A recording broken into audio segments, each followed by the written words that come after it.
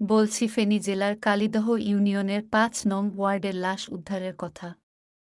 ২৫ তারিখ সকাল ৯টার সময় বরাবরের মতো ত্রাণ বিতরণ ও উদ্ধার অভিযানে সিলোনিয়া বাজার অবস্থান করে স্থানীয় স্বেচ্ছাসেবকরা।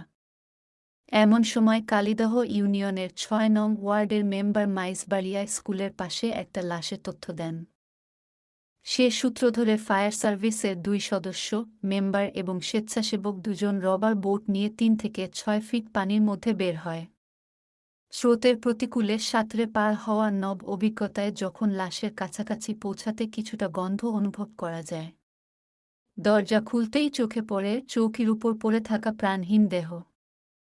একটু ভয় লাগছিল, তবু লাশ নিয়ে যেতে হবে। কাঁথা ও প্লাস্টিকের পাটি মুড়িয়ে রাবার বোটে তুলে রাস্তায় গিয়ে আত্মীয় ও স্থানীয়দের খোঁজা হয়। স্থানীয়রা কেউ বৃদ্ধার সঠিক নাম বলতে পারে না। তাদের অভিযোগ, সন্তানেরা দরজায় তালা মেরে শহরে চলে যান।